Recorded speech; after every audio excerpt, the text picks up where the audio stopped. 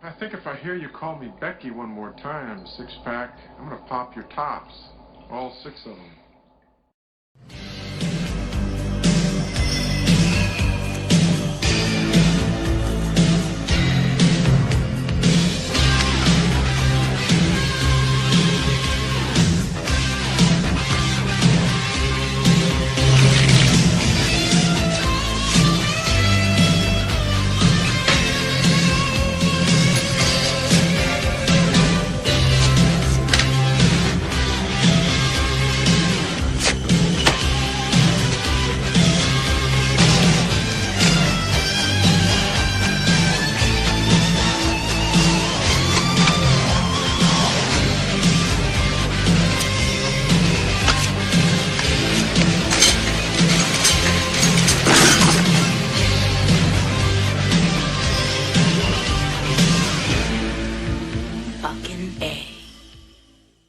Hey, this is Matt once again. Welcome back to another review. This is a Patreon request for Lawrence Wilson.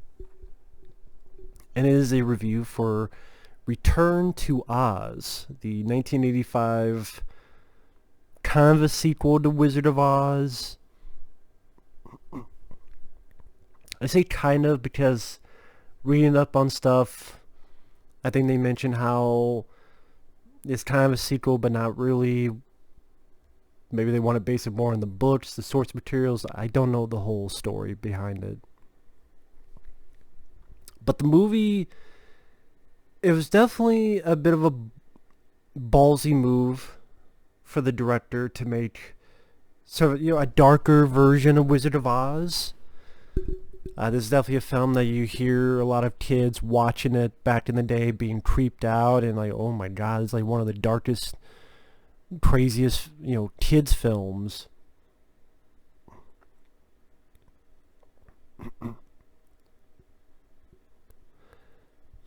And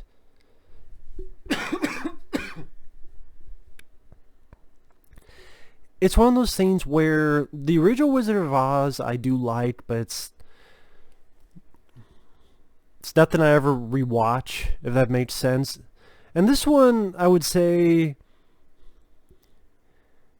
its biggest strength is the imagination, how risky it took with its darkness, and its characters / contraptions that it made.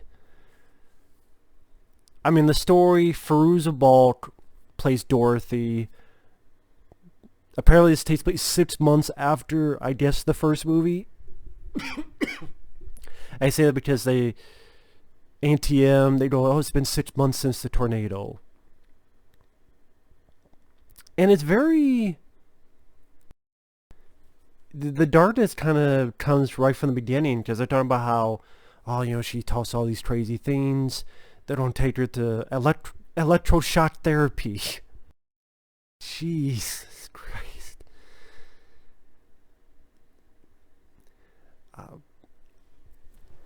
And I really disliked the aunt and uncle in this movie. Maybe the movie wasn't trying to make us do that, but I still ended up not liking the aunt and uncle. You're taking this little girl to electroshock therapy. She hasn't really done anything that wrong. I mean, and you leave her there. F you, CK. But anyway, while she's there, power goes out. This other little girl frees her. They escape. Then one thing leads to another. They escape into the water. Dorothy wakes up. For some reason, her chicken Bellina is there. I don't know why the chicken is there. I mean, she has a chicken in Bellina. I know in these movies you're supposed to wonder, was it all in her head, or is this all for real? I just take it as face value that, yeah, it is real, whatever you want to put it. Kind of the Alice in Wonderland thing. Do you believe it's all in her head, or it's real? I just take the real approach. just because. Personal preference. But then even the original Toto was with Dorothy. So it made sense. Oh, that's why the two of them are there together. Also, you know what made Toto work? Toto fucking talk. But the chick Thumbelina has to talk, and this chicken was the most annoying fucking character in the movie. I mean, so many fucking times I kept saying choking the chicken, and not the way I want, but the way that you're not gonna like. God, this chicken wouldn't shut the fuck up. Why is the chicken here? Why can't it be Toto again? But the chicken becomes a very, very important plot point. That's why. But it's like, then change the fucking plot. You can have Toto and not have Toto talk. You don't have this fucking chicken who won't shut the fuck up. There's other characters that will talk. Be fine with. But this chicken out just annoyed the hell out of me. But I did like the look of the film, the old school effects of the film. You have these rocks that will grow eyes and will kind of shift around.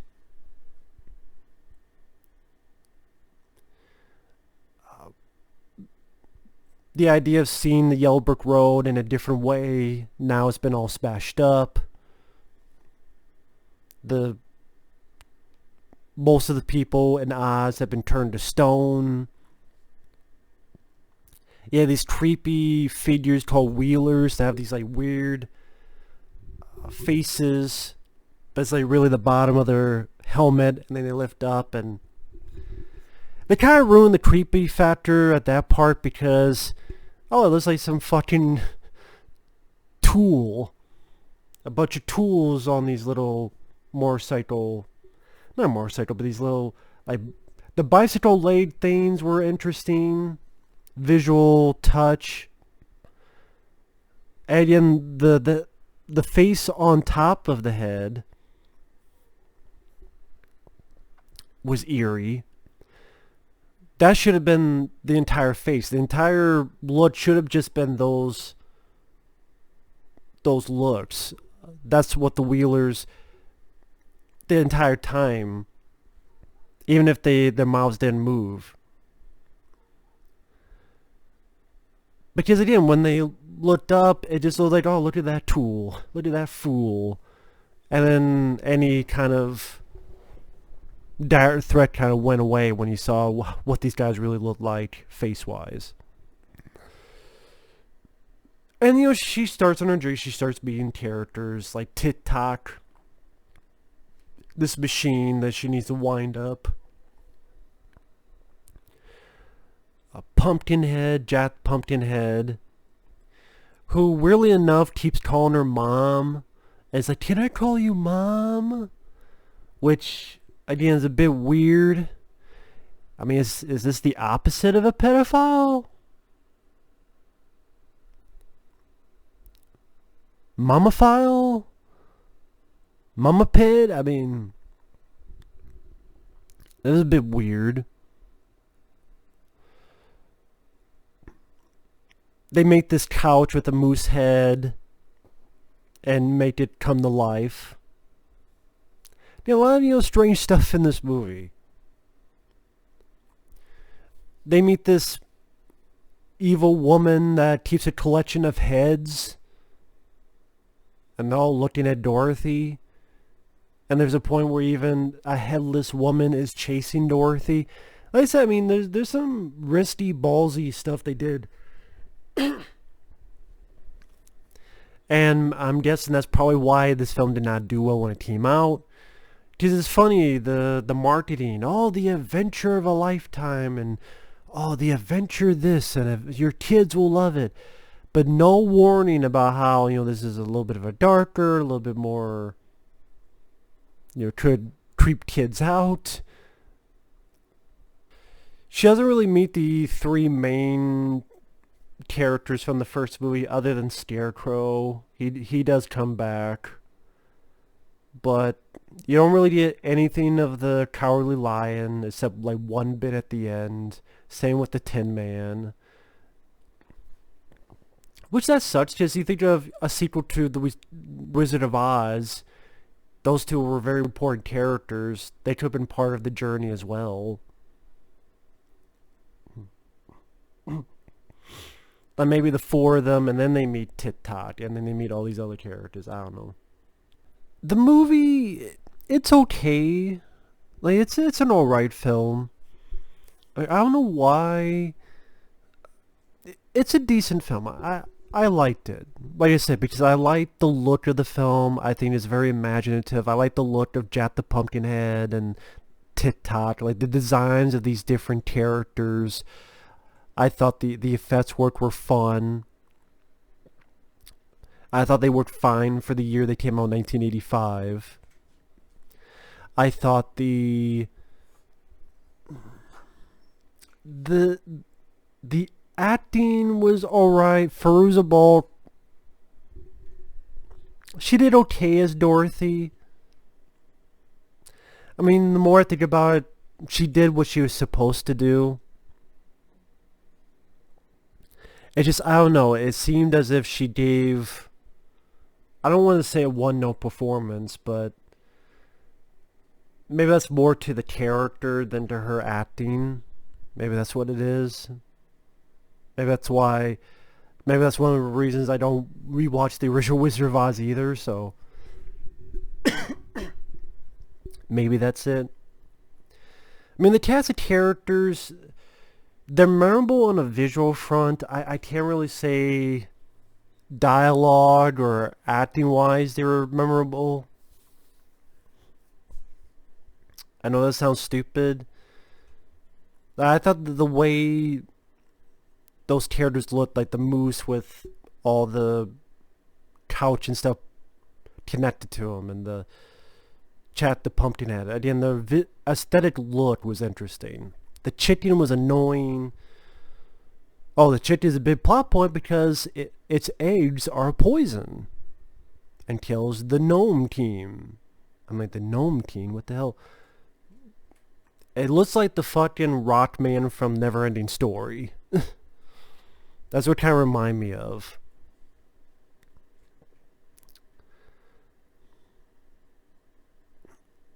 One thing I will say,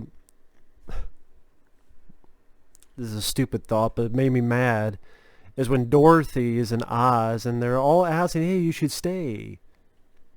And she's like, no, I'm gonna go back. I'm like, you fucking dimwit, you fucking dumb bitch. Stay in fucking Oz. What the fuck are you doing? Your aunt and uncle took you to a fucking shitty place to have your head shot and bamboozled. Bzz. You're living in the Depression era, where you're lucky if you find 5 bugs and some buttons for your next meal. Here, you got it all. Again, your aunt and uncle left you to fucking... They send you off to have electroshock therapy. Why the fuck are you fucking going back home to the farm? You fucking dimwit. But I mean, that's part of the story. There's no place like home. I'm like, yeah, you said that the first time, and the beginning of the film tells about how this house isn't built after the tornado, and the tornado destroyed everything, and your uncle was like broken leg or whatever, and we're gonna send you electroshock therapy, but you wish you stayed home the first fucking time, didn't you? I mean, the movie itself, I mean, funny enough, it's an adventure story, but I can't remember a lot of the big adventure set pieces other than you meet the characters, the evil woman who has all the different heads, That's interesting. Flying with the made-up couch that they turned alive. And then they find Scarecrow, and then this whole bit, I think this whole bit kind of went a bit too long, where each one went in to search for certain trinkets, and if they choose poorly, as Last Crusade would tell us, he's chosen poorly, they get turned into another trinket.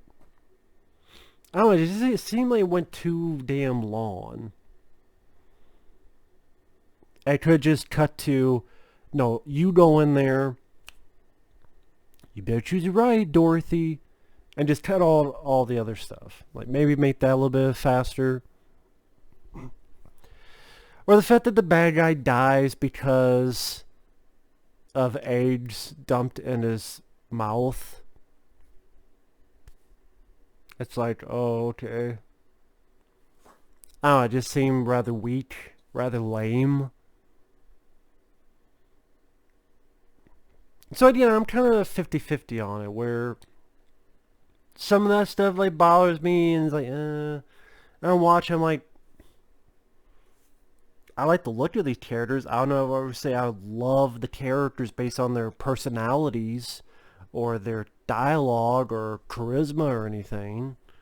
It's just mainly an aesthetic look on Jack the Pumpkinhead and Tik-Tok. Again, Fairuza Balk as Dorothy, she did fine. Interesting visual look, nice contrast of the series' darkness, interesting different direction to take the story. But then there's certain aspects like, I'm not sure about this or this or this. I'm just not sure about that. I know that doesn't make sense. So overall, I mean, there's other films back in the day I liked. There's ones I like more. There's ones I dislike more. It's one of those films that is a bit hard to review, and I do apologize that I'm stumbling around on it. It's like, it was okay. It was an okay flick. But anyway, thanks for watching. Take care. Thanks once again, Lawrence Wilson. And we'll see you guys later. Bye-bye.